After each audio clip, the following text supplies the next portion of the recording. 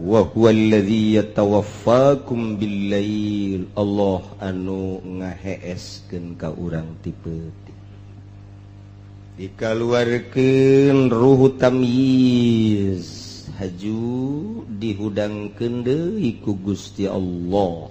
Summa yab'atsukum fi, ti beurang dihudangkeun, urang digawe wa ya'lamu ma jarahtum, Allah nyahueun kana naon nu ku urang dipigar. Hirup urang sare hudang gawe, sare hudang gare, sare hudang gawe, kitu bae datang ka ira liyuqbo ajalum musamma, datang ka aja kabeh geus aya dokumena ajal-ajal urang.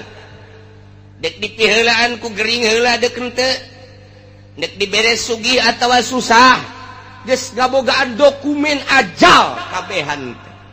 Ngan eueuh nu nyaho satungtung rizki urang aya keneh nu bakal asup ka jero beuteung, berarti can datang ajal urang. Sakitu bae. Ke di mana-mana geus eueuh rizki urang saep, ajal urang datang. Jadi berarti ieu urang teh hanya menyempurnakeun ajal. Sare ti peuting, udang ti beurang, gawe ieu teh hanya muru kana ajal. Urang teh keur nyampurnakeun ajal, tinggal sabaraha deui. Nu jelas nu geus umurna bangsa 60-70 moal kebal deui tamah. Dijamin moal bae geus. Nu mantak teu layak, aki-aki kudu ngabonceng si embak. Bloon tamah aki-aki. Teh nyaho ka kuburan tamah si aki-aki. Nurug cupu tamah budak. Teu pantes aki-aki kudu nonton TV keneh bae. Teu pantas. Geus deukeut jasa ka ajal. Nyana geus sok ngomong, babaturan mah geus paraeh kabeh, tinggal kula doang. Nyana geus ngomong kos kitu tah. Kos kituna mah sadar, tapi nyana teu sadar mun nyana ngalobakeun maksiat keneh bae boloon ka aki-aki. Tuh ge mah si aki-aki make HP mah boga opat keneh. Tolong tak aki-aki, ya Allah. Make SMS-an keneh. Aduh, aing garetek gadegen lagi. Aya aki-aki SMS getek ya. Masya Allah karim, nungguan ajal liyuqdo ajalum musamma. Paeh ketika datang ajal, paeh khurujur ruh anil badan, ruhul hayat keluar ti awak, paeh. Apa geus san datang ka dinya, hehe, summa ilaihi marji'ukum, jaga beres kiamat bakal dihijikeun ka Gusti Allah. Geus gahiji di mahsyar teh dek dinaonkeun, summa yunabbiukum bima kuntum ta'malun. Allah bakal ngabejakeun hiji-hijina pagawean urang waktu urang di dunia. Ih, sararieu biasa. Sing hade, biasa sing hade jasa. Duh, cenah kiai. Asana kula mah jeung ngora loba jasa dosa, asana moal dihampura. Hehehe, blon tah nu kos kitu tah blon. Pangeran urang mah beda jeung pangeran Kristen. Pangeran urang mah beda jeung pangeran Yahudi. Pangeran urang mah beda jeung pangeran Konghucu, Buddha, Hindu. Pangeran urang mah Allah nu sifatna Ghafurur. Sangkirang loba dosa, apan pangeranna maha Ghafur. Ghafur teh hartina wazan paulun. Cek tukang ngaji mah segat mubalaghah, maha hampura, sangat ngahampura. Sabaraha dosa sia sakolong langit hampura ku aing, pan aing pangeran. Tenang. Tenang. Aduh cenah baheula ngadu koprok ulah kakarak jadi tukang ngadu koprok, bandar koprok di hampura. Aduh cenah tuh kuari bandar teruskeun bae si blon meureun. Tobat, asal tobat ka Gusti. mentek nu bahaya memutuskeun rahmat eta tah ulah ngalamun bedi mah dosa aing mah gede jasa ya terutama maling lah sana aing mah mal dihampuran deuk maling dewe eta belum ta jelema inna rahmati wasi'at kulla syai inna rahmati sawaqat rahmat kaula ngaleuwihan tina seluruh perkara rahmat kaula geus tiheula urang mah boga pangeran teh maha ghafur asal urangna tobat ka Gusti Allah Subhanahu wa taala ketika urang mabok baheula pernah zina baheula naudzubillah min zalik bogo judi mah di mana aya topeng lenong di dinya urang main koprok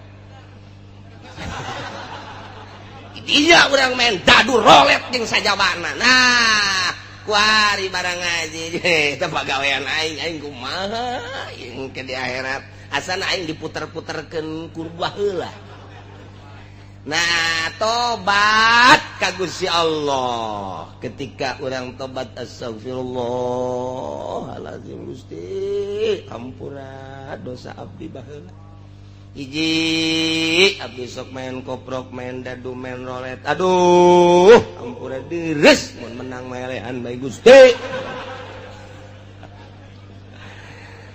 taya teh tobat cak Gusti Allah ari Pak Abdi nyahoun hamba kaula anallahu robban bahwa nyana boga pangeran nu ngaran Allah nyana keur menta hampura ka Allah aing teh ya cak Gusti Allah berarti nyahoun nyana ka pangeran nu bener aing jeung aing teh ya maha gopor geus hei hamba kaula ngahampura ka anjeun geus dosa anjeun koprok dadu rolet judi deung sajabana dihampura ku aing beres sorga ya Allah aya lenong main deui aduh cek Gusti kamari saya geus tobat gaing main deui bae blon teh budak menang minggu malam minggu judi malam Senin tobat deui ka Allah astagfirullah astagfirullah Gusti oh nyahoeun nyana boga pangeran nyana ngaranna Allah sok ngahampura kuari siak keur menta hampura ka dihampura kuari geus salamet malam Kemis judi deui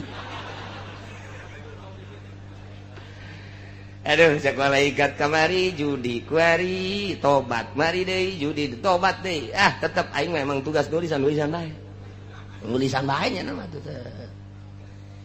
tetep bae 10 kali maksiat 10 kali tobat dihampura bae Gusti Allah mah 100 kali maksiat 100 kali tobat dihampura bae ku Gusti Allah mah beda jeung ka urang boga salah kaki jayat minta hampura dihampura ku ulah deui nya 2 kali nyeun sia kabari nyeun salah kuari salah deui bae teu hampura deui kudu hampura geus awas tah nista maja tinggal hiji deui sia awas ya geus maja sia ieu kadituna tinggal ka mana tetas maja aduh barang geus nyieun salah deui ka 3 kali gas indet sia angkat kaki sia di imah aing boro-boro ka batur ka anake indit sia di imah aing tak ada ampun bagimu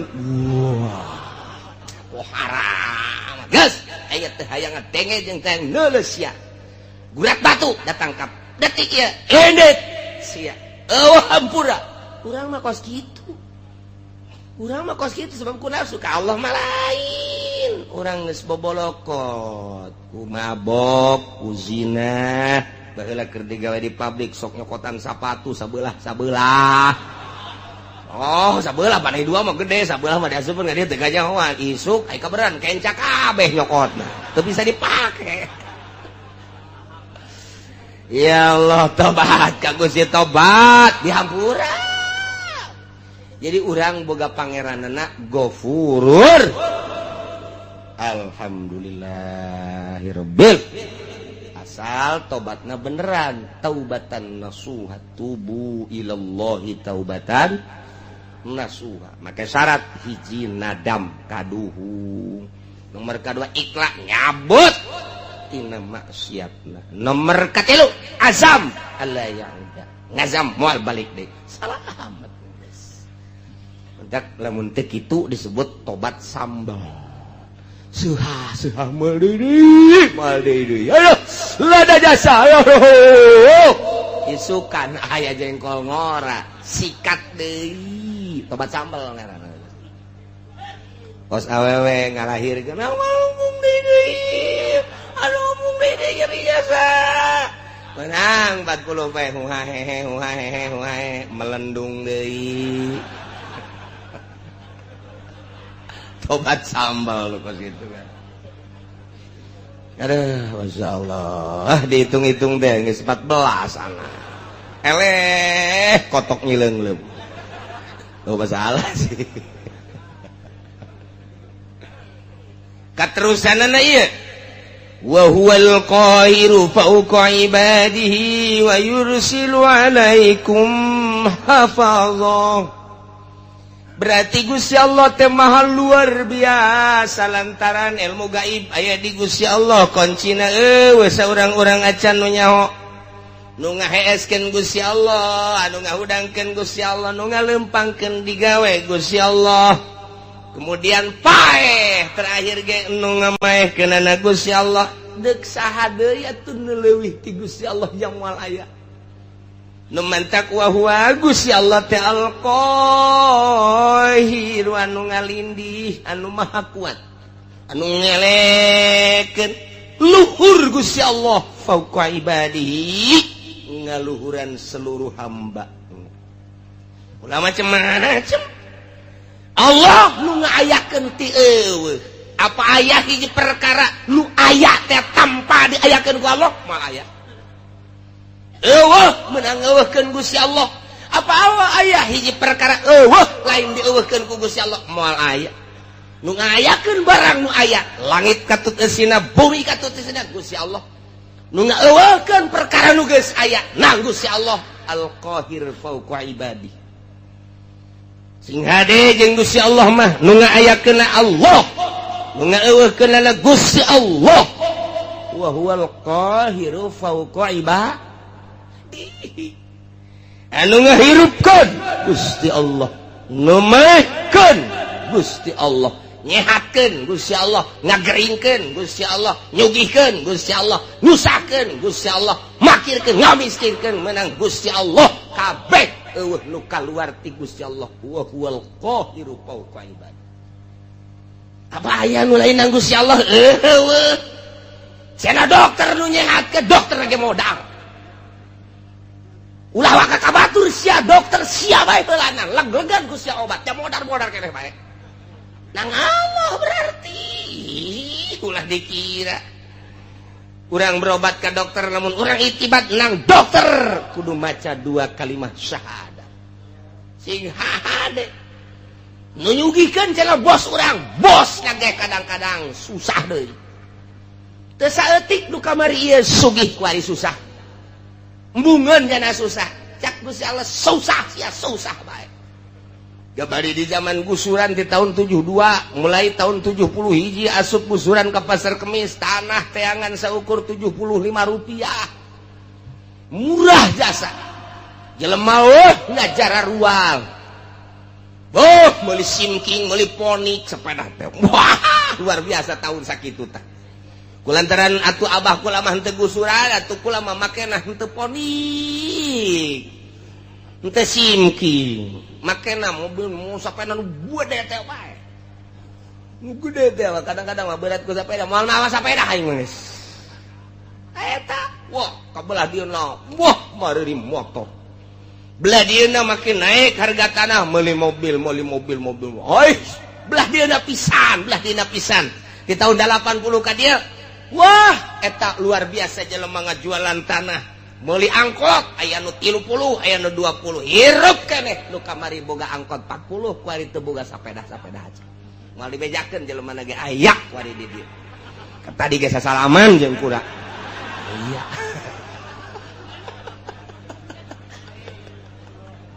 ayak ya Allah lalakon harta si gade daekeun jeung hayangeun nyana teh eta teh kada teu kuaha susah sia kamari sogih sia turunan Muhdi Bupati Muhdi luar biasa raja di Kabupaten Tangerang moal aya 2 Bupati Muhdi wawasan kaharepna luar biasa sehingga tanunyeun jembatan Cisadane kemudian di belah dinya teh aya terminal sisi jembatan di dinya aya terminal eta hasil pamuhdi kula keur sakola SD begitu datang gubernur Jakarta dicacat ku gubernur cak gubernur teh ya pamuhdi pikirannya terlalu pendek ini paling 10 tahun kita berwawasan harus 50 tahun ke depan 10 tahun penuh ini di sini jangan di sini cekelei buat terminalnya.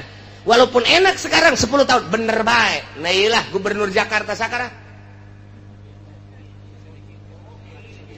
Ali Sadikin. Oh, ulah naik yang siapa?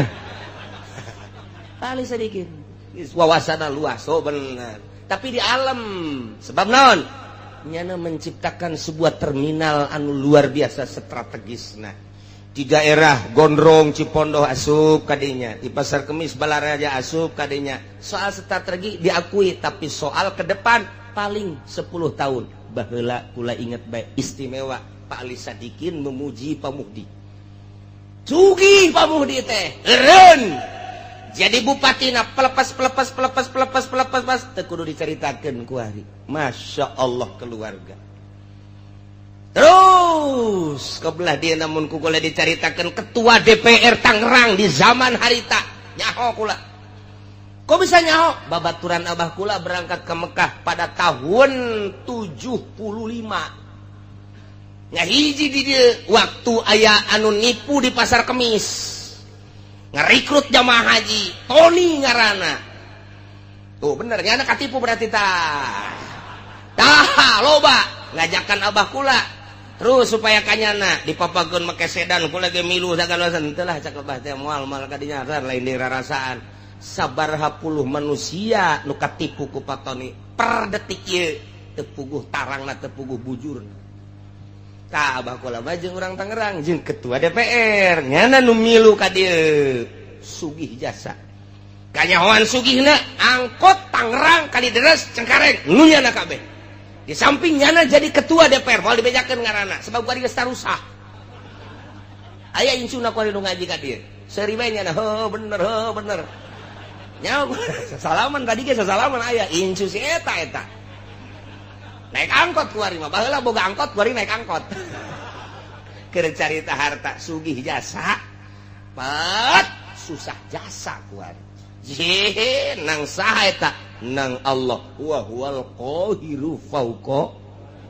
ibadi Soeharto 32 tahun ngajabat luar biasa hartaku jadi korup wah luar biasa nu ngadaharna lainnya rugi amat menang hese beleke hasil korupsinya di sidang tetap dihareupeun Allah di Rabbul Jalil nu ngadahar nu ngalebok lainnya rugi henteu otak pikir tah nyana nu disidang anak nu ngeuna anak mah bakal disidang deui bae sarua bae namun perjalananna teu beres rugi amat jang pemikiran urang jijah heuh nya aing anu kitu neangan kunaon batur anu menikmati deres mun teu disiksa nang saha eta Allah nu ngakitukeun wa huwal qahiru fauqa ibadi lengser Soeharto jambungin lengser nang Allah lawan Gusti Allah wa huwal qahiru fauqa ibadi lawan Gusti Allah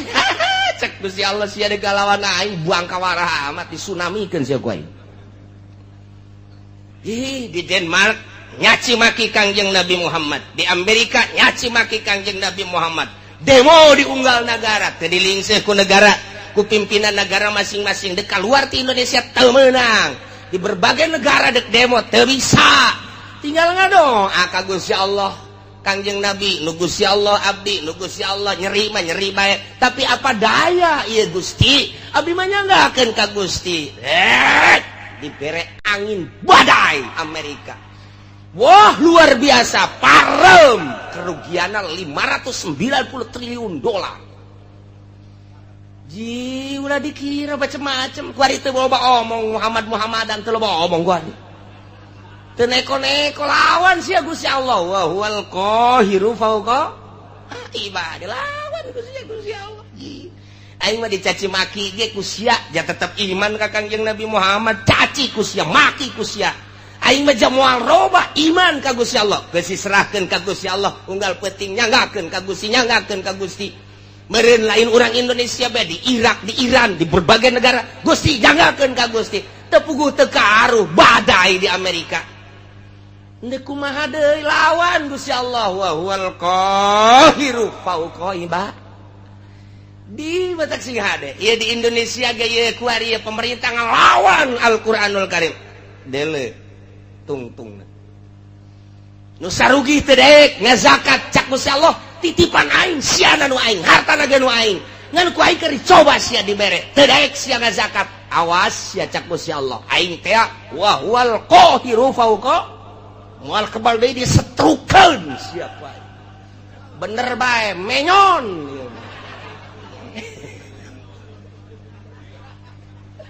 nu menyon ka katuhu nu menyon ka kenca nu leumpangna ingkleug-ingkleugan janu sugih eta teh ku sebab teu daek zakat rasakeun sia Allah ma wa huwal qahiru fauqa ibadi wali Allah ma asal geus teu daya teu upaya geus gado ajang bangsa jeung umatnya ngakeun ka Gusti jadeg ngalawan kumaha tuh deuk ngalawan kumaha aja bejana asal ngalawan rantai jeung teu puguh pamimpinna mun puguh pamimpinna mah siap sadajan rantai ge oh pamimpin ieu teh anu endek arah jujur jeung adil doa bae ka Gusti ngadoana ngan teu meunang menta azab teu meunang ngadoana ya Allah ya Rabbi tunjukkeun pemimpin nagara abdi Gusti janu Gusti tunjukkeun gubernur tunjukkeun bupati tunjukkeun camat tunjukkeun Gusti lurah nu mantak aya bae ta lurah teh anu kamari buang ka warah per poe ieu jadi bener loba eta mah tang Gusti Allah dibulak-balik peuting nang Gusti Allah beurang nang Gusti Allah hujan nang Gusti Allah panas nang Gusti Allah urang hirup nang Gusti Allah isuk pageto paeh nang Gusti Allah aya di luar naon kitu ngaranna kakawasaan jeung iradat Gusti Allah moal aya wa huwal qahiru fauqa ibadi lawan Gusti Allah mantak lamun geus diasupkeun ayat ieu ka jero boga naon atuh urang kasep dijadikeun kabanggan goblok cak Gusti Allah sia dibere kasep lain pake sujud ga aing dipake bobogohan jeung gerang karawang boloon sia dibopengkeun sia ku aing sia bobeng wal qahiru fauqa ibadi dibere geulis lain pake sujud ka Gusti Allah endahan pake di layar kaca di layar perak layar emas boloon ta budak dileukeun ku aing sia moal kebal deui keriput ngadadak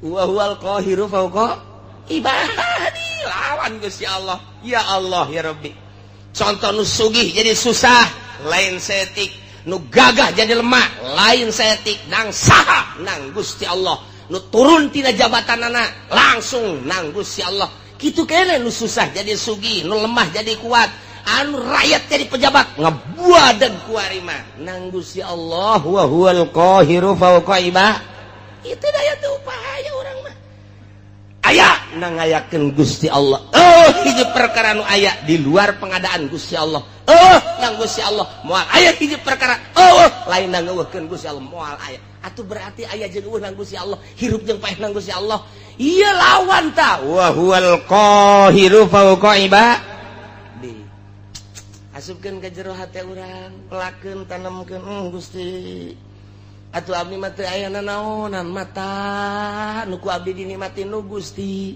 waya dicokot bae engke bakal rabun-rabun ceuli dupake ngadengekeun sagala kanikmatan suara-suara nu Gusti supaya toma ditorekeun ku Gusti nanaonan contoh tatangga abdi geus teu neuleug geus teu ngadenge dicabut ku Gusti meureun isu page toma abdi Gusti nu Gusti seserahan urang ka Gusti nyerahkeun sadaya-daya ieu irung bisa pake hirup udara nage nu Gusti anu ku urang dihisep kajero keluar oksigen alam ti Gusti sing ade teh ketika kurang dihirup aya dirinya teh nur ilahi jadi makrifat ketika kurang dihirup kadinya aya teh panyakiteun jadi darah tinggi hirup kurang jadi virus dan lain sebagainya itu ya orang menang Gusti wa huwal qahhiru fawqa ibadi sing ade dihalangan ku dokter make masker teu meunang aya penyakit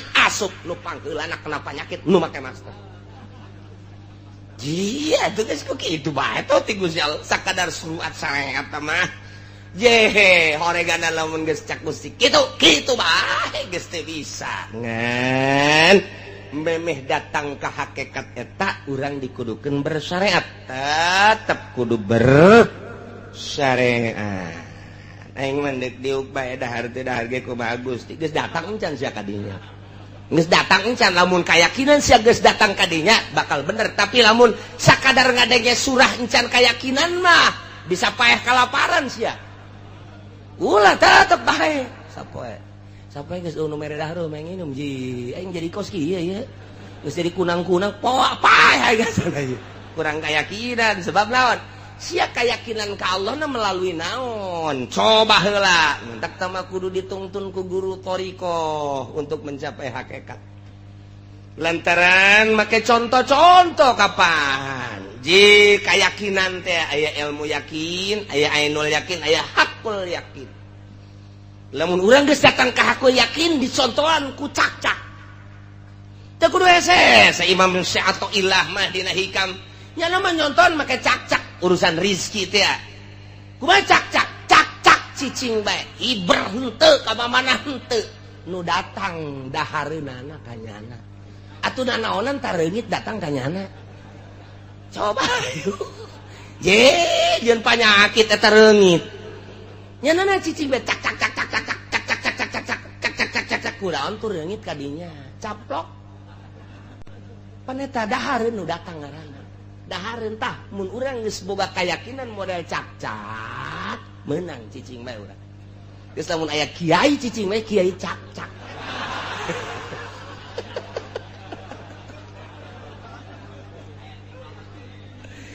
manuk onam cek sehato ilah manuk onam nyana aya hiberan ti sayangna merendah keneh sanajan nyana teh berangkat himason tagdu himason taruh bitonan nyana inditi sayangna keleh beteung sore datang ye gendut beteungna teu pernah kadenge manuk boga pabrik teu pernah kadenge manuk boga perusahaan sugan supermarket Indomaret dan lain sebagainya henteu tapi nyana indit ti imana berhiber sore anakna kaparaban nyanana gendut ngan eta make usaha keneh nu leuwih hebat cak-cak nyana mah asal kaluar bae tah dibaratok meh huluna cak kadang-kadang kupu-kupu nu gede ge kadahar meh bloon jan teu kupu-kupu deuk naon tuh kadinya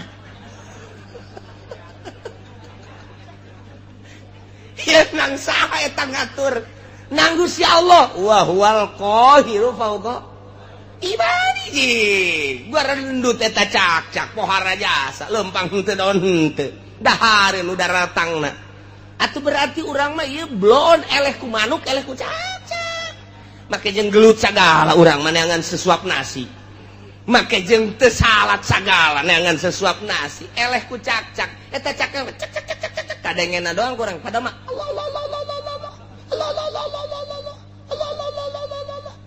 ji kadengena ku urang cek lamun urang dibere kaberenehan sieun ka cak-cak sebab nyana teh muji lo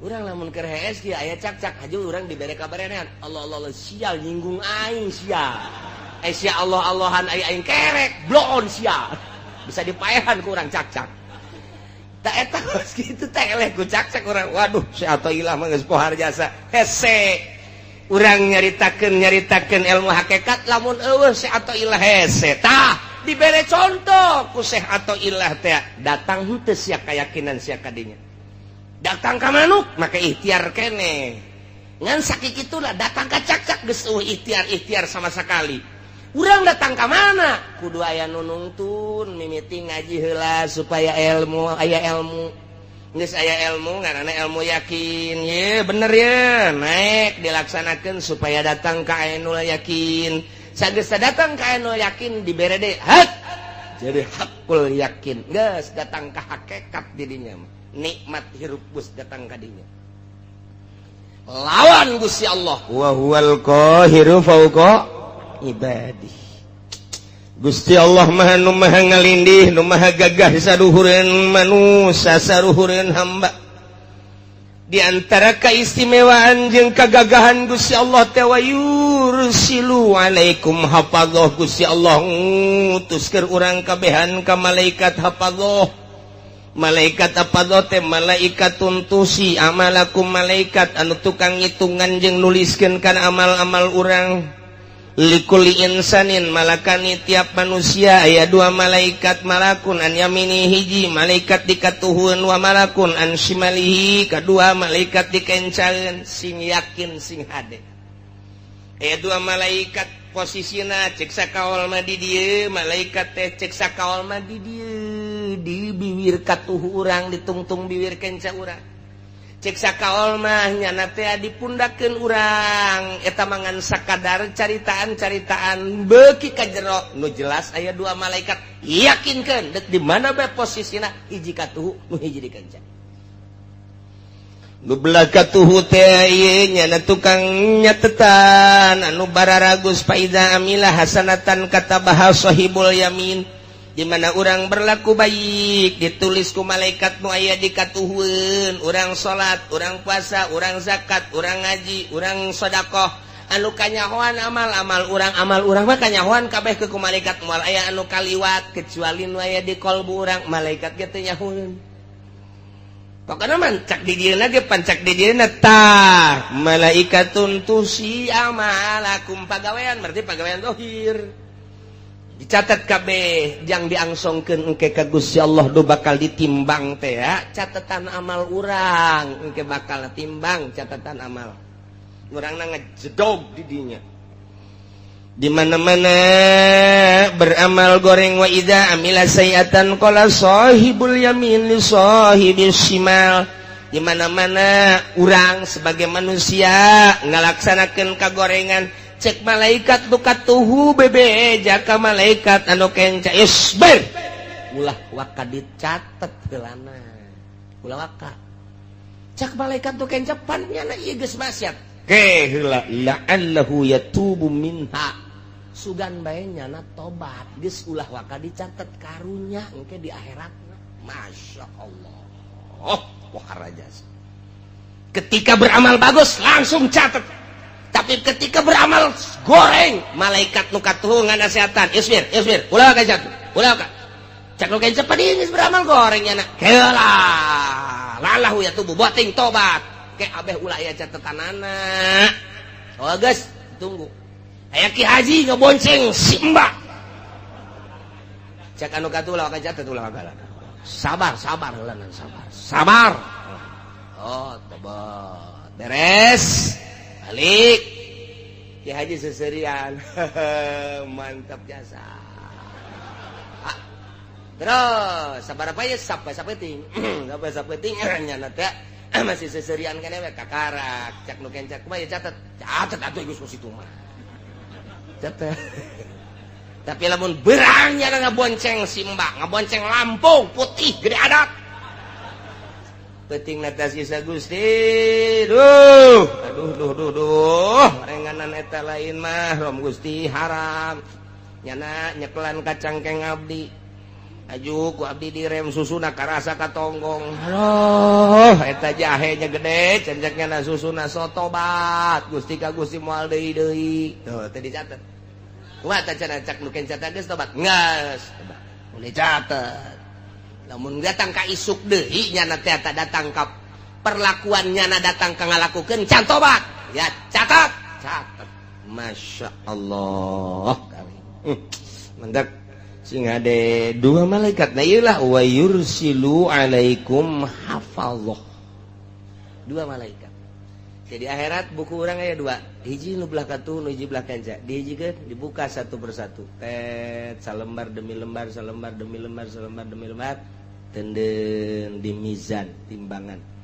Nu kanca tenden di mizan. Engke mizan nu katuh nu ieu, mizan nu kanca nu ieu, beratan buku nu mana? Urang aya di tengah-tengah di dieu. Sedengkeun timbanganana sagede dunia. Nu deuk ditembangna sagede Haji Asep leutik jasa. Cek urang atuh tah teu kudu gede-gede. Naon eta? Deuk nempongkeun kadahsyatan Gusti Allah. Buku ditimbang. Amal teh katuhu jeung kenca. Cet urang dihadapkeun ka dieu. Urang geus bareng-bareng ka mana ya, ka mana ya, ka mana. Aduh, puyang urang. Makanya ditonton ku dua manusia kabeh. Haji Asep, maju. Timbang teh. Caki Haji aing kumaha ieu lalakon. Koteng. Masih kena oyak-oyagan tah. Jelema ge mah nulukun, nu kiceup-kiceup. Ngenca.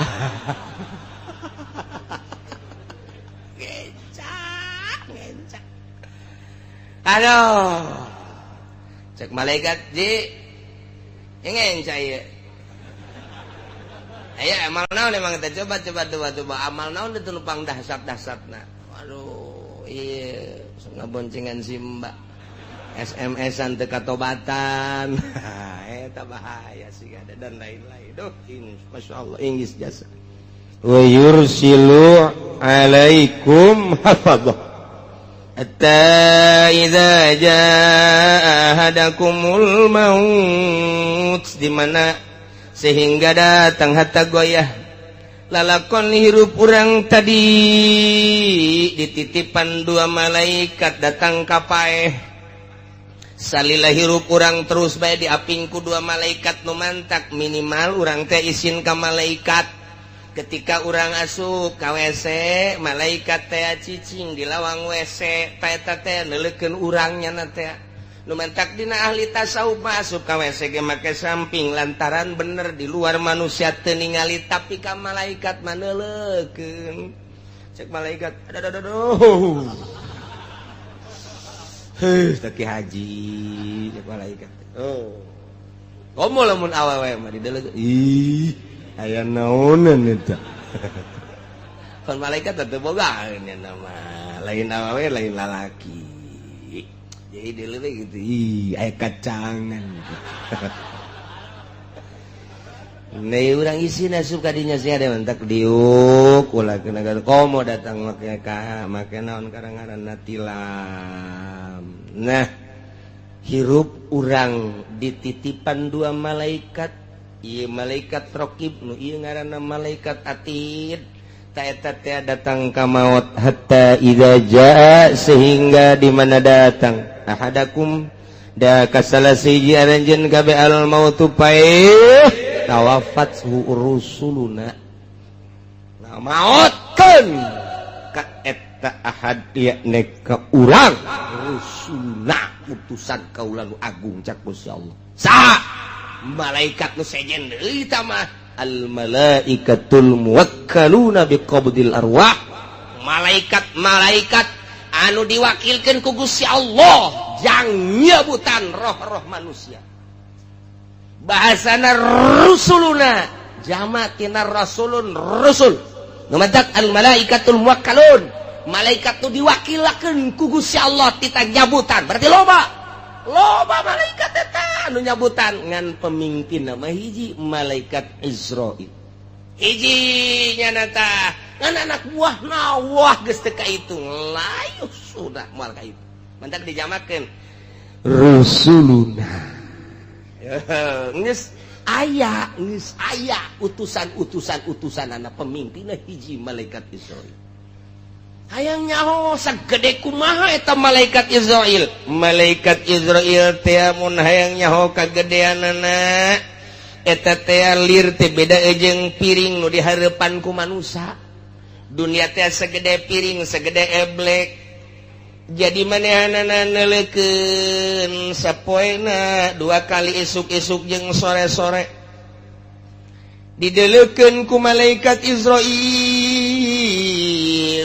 neuleuh ka Lauhil Mahfuz neuleuh deui ka eblekna atau ka dunya ka sore-sore neuleuh deui ka isuk-isuk neuleuh deui nu mantak dideuleuh lantaran cek boy mujahid ju'ilatil ardu limalakil maut misla tosti cek kieu mujahid ti Kangjeng Nabi dijadikeun bumi pikeun malakal maut ku gedena malakal maut lir teh beda jeung ngaharupan pinggan atau ngaharupan piring nya tanawalu minha hina izin manehna bisa nyomotan langsung lantaran sagedena piring atuh deka mana sia dicomot terus piring atuh sagede piring geus deka mana sabaraha miliar manusia piring di jero piring malakal maut kitu percis sakumaha ngahareupan piring bae ya Allah ya Rabbi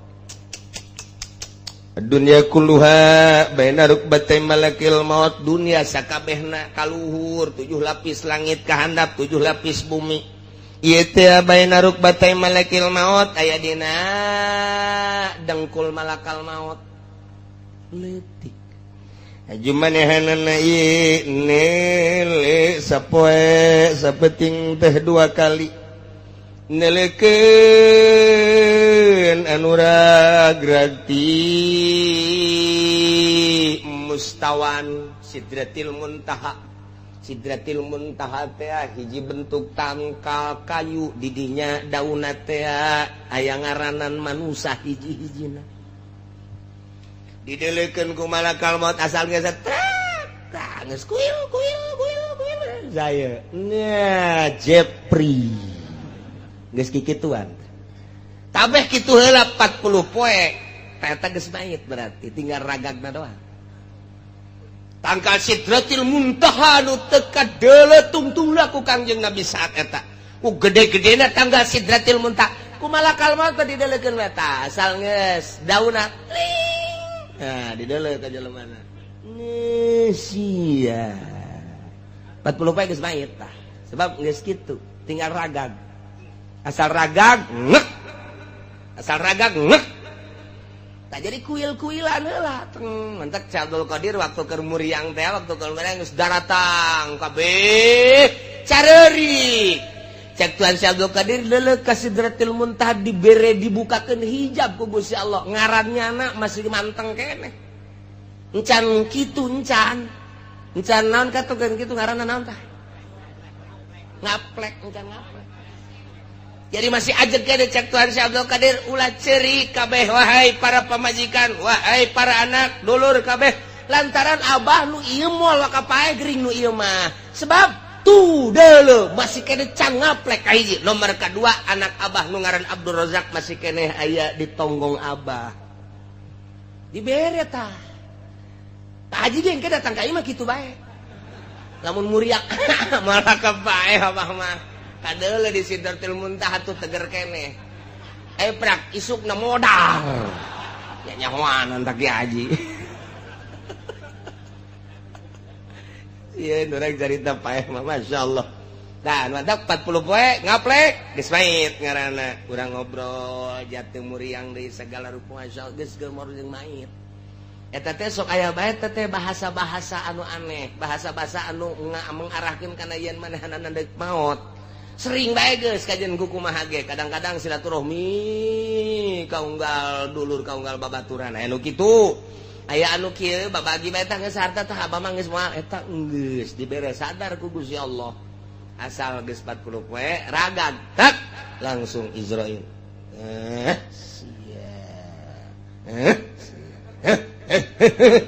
asupkeun ka kantong set eta kantong eta teh mun kurang ditarik hirup deui kantong ruh. Ya Allah ya Rabbi endek lumpat ka mana tuh urang boro-boro ku Gusti Allah fauqa ibadihi al-qahiru fauqa ibadihi nang ngadenge malaikatna bae kos kitu mentak ulah sok bloon deui urang hirup ya Allah ya Rabb tah eta malakal maut Israil jeung para penggawa para hadam-hadamna nyabut nyawa ketika geus datang ka ajalna wa hum la yufarritun moal lalawara moal sembrono sehingga kasalahan moal aya nu paeh kasalahan moal aya ieu muriang nu ieu cager buger lantaran di ditu dan ieu tak cak urang salah tamalakal maut tah gigireun ieu mah nu geus geringat ieu tahu urang mah bisa kos kitu tah henteu malakal maut ieu tuh gering-gering bae can gaplek mah di ditu tenang bae ngaplek kakara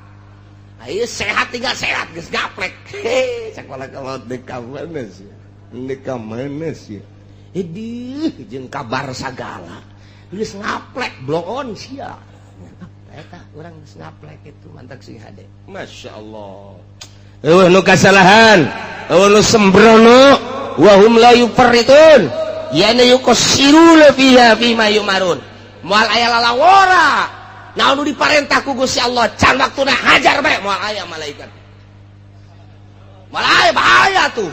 Oh, emangna polisi di urang, hakim di urang, jaksa di urang, can waktuna ge. Hei, ieu mah geus waktuna ge lantaran nyogok. Eta teu kitu. Nya nama la yusuna ma amarallah. Geus kitu kumaha tah? Paeh. Sumaruddu ilallah. Dibalikeun ka Gusti Allah. Allah teh maulahumul haqqi pengurus Gusti pemilik anu lurus anu bener pengurus anu sabener-benerna dek dinaonkeun ieu liujazihib dek dibalas ku ari mah urang diurus teh alah pengurusan majazi tah mah ke urang babalik ka pengurus anu sabener-benerna Gusti Allah sakumaha nu baheula urang waktu di alam arwah balik deui urang ka ditu deui ka Gusti Allah tinggal kumaha babawaanana jadi di awak urang teh aya dua nomor kahiji jasad nomor kadua ruh dua ta eta teh ngasukeun roh kana jasad diserahkeun ka Gusti Allah nyanggakeun sadaya-daya wa huwal qahiru fauqa ibadi ai jasad makasih kandel supliun bangsa handap zulmaniun bangsa poek bangsa zolim awak urang afanun bangsa bacin bau awak urang airuh mah latifun nazifun tohirun lelembutan lembut bangsa bangsa uluyun bangsa luhur ruh mah nazipun tohirun rahmaniyun rabbaniyun irah urang jadi bertolak belakang antara jasad jeung roh sangat berbeda sebab naon sebab di antara roh dibere nafsu jeung syahwat dimentak di ilmu thariqah engke bakalna digambar awak urang teh lain sazikir-zikirna digambar aya lelembutan posisi-posisina di mana roh nu mana posisina dek dibersihkeun ruh teh sebab urang mimiti ibadah teh make ibadah zahir fikih ngaranna kemudian urang make ibadah teh qalbu kadituna make roh nah ieu ruhani urang ke manu ibadah teh nu teu kanyahoan ku malaikat apa doh mah hancam hanya nulisan anu kadeuleu ku matanya anu kasaksian ku nyana ibadah pagawean zahir ketika geus pagawean qalbu jeung roh malaikat hafadoh ge geus teu nyahoeun hanya Gusti Allah nu mantap ketika ditimbang berat ka katuhug padahal amalna teu sabaraha malaikat ge protes Gusti jabukuna ieu sakikieuna kok bagus amat hanya aing nu nyaho cek Gusti Allah lantaran nyana nu zikir ka aing tiap nangtung tiap diuk tiap rek sare ngedeng dan lain sebagainya sia mah teu nyaho cek Gusti Allah ruhnya na ancul-anculan ka aing nu matak ibadah lamun geus make ruh bakal nikmat ibadah teh geus teu make awak deui awak masa birata mah lalagaan doang ngahareupan dahareun jang awak ngahareupan inuman jang awak ngahareupan si embak jang nu handap kitu bae tah hirup mah kitu bae Tapi ketika ngaharepan bacaan Al-Qur'anul Karim, qalbu, ruh. Ketika maca sholawat, qalbu, ruh. Ketika istighfar, qalbu, ruh. Ketika orang ngaji, kos kieu ruh. Roh urang ya teh, keur mikir roh urang teh set. Roh urang narima karena keaslian bener cak roh teh kos kitu, kos kitu, kos kitu, kos kitu. Sadar hati urang dipadu jeung roh sebab di jerona aya sir. Nah, tidinya teh bener cak roh teh kos kitu sadar. Benar, sadar. Kesalahan di jero majelis ya. Luar biasa tobat bener, tobatan cak roh teh atuh. Ulah cilaka kabehan urang ke di akhirat. Oh nya, geus tobatan mah urang ibadah bae geus ka Gusti Allah. Ketika urang teh ngahiji tak qalbu jeung roh teh kitu kaayaanana. Nah, di dunia mah jasa kedeung. Geus urang mah ibadah bae geus ka Gusti Allah bener jasa eta. Urayan-urayan Al-Qur'an teh geus bener jasa cak roh teh kos kitu. Kaluar beti majelis taklim. Mio di start tang. Aya bae jahe. Tadi ke mana? Kasih kupas sekian nanti kurang gendek. Emang neng jeung sa? Tadi naik angkot. Ye, Mbah jeung sa? Sorangan. Engko lah milu bae. Oke deh.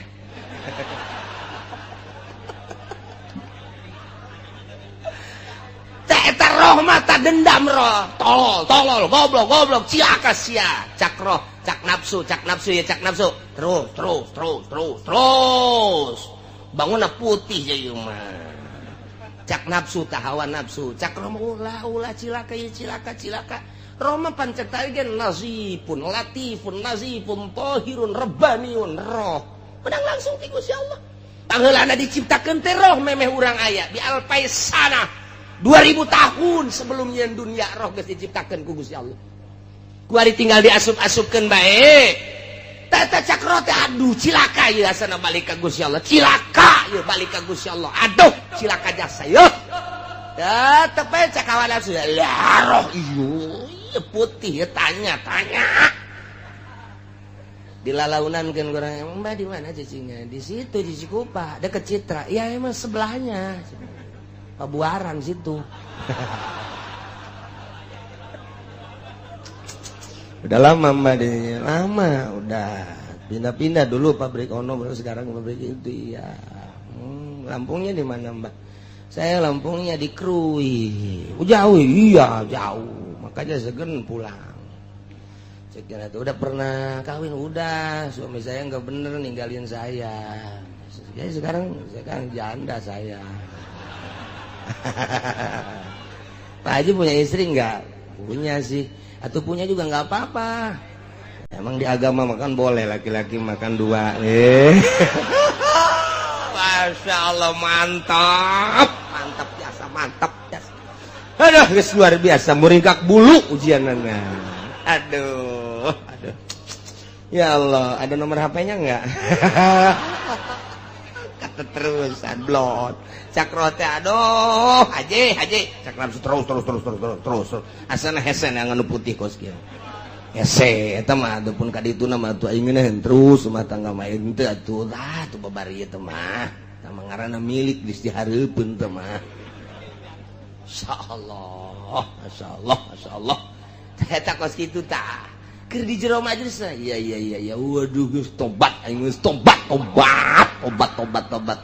keluar ti lawang majlis deui tatobat Masya Allah nah awak kurang teh 2 roh hiji jasad hiji nu mantak ke di akhirat roh teh ieu teh nyarekanan awak goblok cak awak teh aing mah pan bagus diciptakeun tungtung mah ka neraka jeung aing-aingna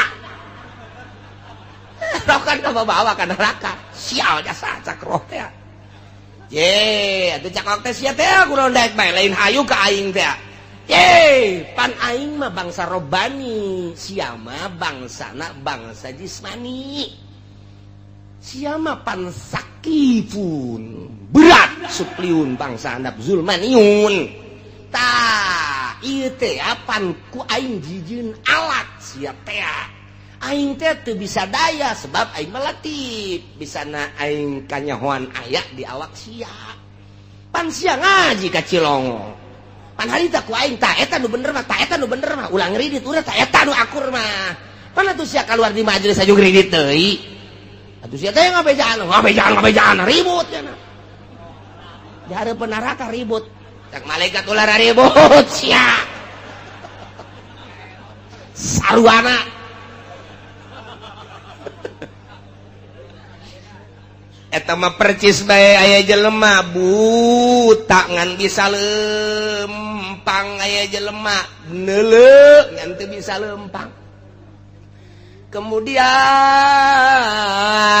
datang eta anu bisa neuleuh ngan gempor teu bisa lempang ngobrol nyana tuh di hareupeun imah Pak Haji buah bola de jasa buah-buah cak ngebuta sia bisa neuleuh aing mah teu bisa apaan badai kumaha ge buah tuh aing moal bisa maling aing teu bisa aing bisa neuleuh doang ngan teu boga suku kumaha nyokotna tuh neuleuh bae aing sarua teu bisa lempang aing mah bisa lempang ngan teu neuleuh aing mah bisa neuleuh ngan teu bisa lempang barengan yuk bebarengan aing punggu ku sia ayo dipunggu nu gempor ku nu buta nu buta ada dampak deh kebenaran ayo lebang sekelah mengarang lagi buta ngaler ngidul oh dah geus datang ieu ka tanggal buah dialaan ku nya tak geus balik tah eta nu bakal disiksa apakah nu beuntak apa nu buta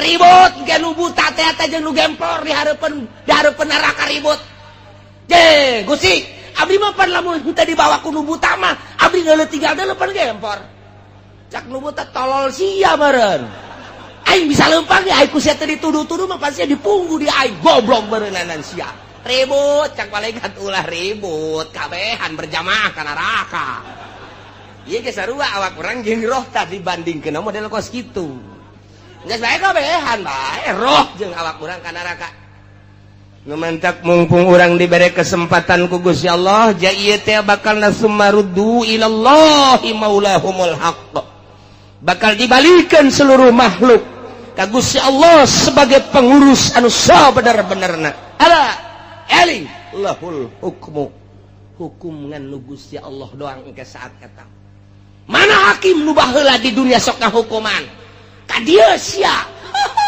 hakim geus ceurik bae teu jaksa mana jaksa pengacara ada sia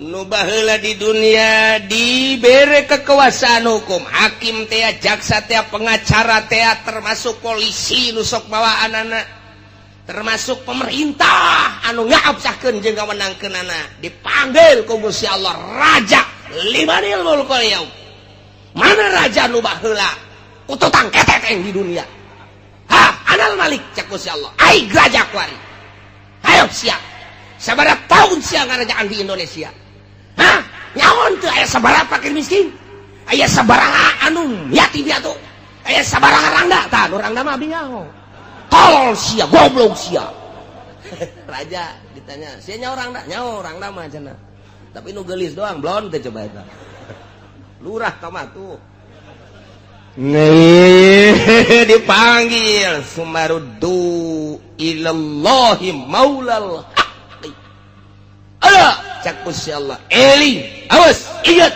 Allahul hukmu hiji nu boga hukum Gusti Allah deuk kumaha engke urang peta urang sebab kekuasaan geus di aya Gusti Allah deui soal hukum di Gusti Allah neraka make ngalentap-lentap ngabuncal-buncal cai luar biasa ngagolak teh jangan ngagolakeun jelema-jelema anu maksiat jang ngulub jelema anu munkarat nu maksiat jang disate jelema-jelema anu kuari teu pararugu geus disadiakeun sateunana geus disadiakeun cai ngabuncal-buncal ngagolak ribuan tahun numun dikaluarkeun ku ari seuneu sagede jarum bae ge urang modar kabehan engke mah dikulub kadinya krebek ku ari dasi ambay-ambayan kuari sepatu herang, mobil bisa gemilau anu luar biasa, istana sakitu megahna salin ganti awewe ti mimiti nu putih datang anu hideung los engke sia rasakeun ala lahul hukmu Gusti Allah nu boga hukum moal bisa ngadalil ngahujah aya kitaban di dinya 2 malaikat hafazoh nu nulis mayal pizu min qawlin illa ladaihi raqibun atid ucapan jeung pagawean aya nu nulis malaikat raqib jeung atid geus urang mah tinggal sadar wa huwa asraul hasibin Gusti Allah nu panggancang-gancang na ngahisab mal bisa ojah urang kukumaha ge mudah-mudahan urang kabeha dibere bisa tobat ku Gusti Allah boh pamimpin urang pamarentah nu sarugihna nu daragang petanina nu ngaulan-ulinkeun pertanian kiai-kiaina santri-santrina pedagangna kumna mudah-mudahan urang kabehan bisa tararobat ka Gusti Allah jeung mudah-mudahan pasti Gusti Allah narima kana tobat urang sehingga urang di akhirat salamet menang ridho Allah Subhanahu wa taala. Amin ya rabbal alamin. Qul wallahu a'lam.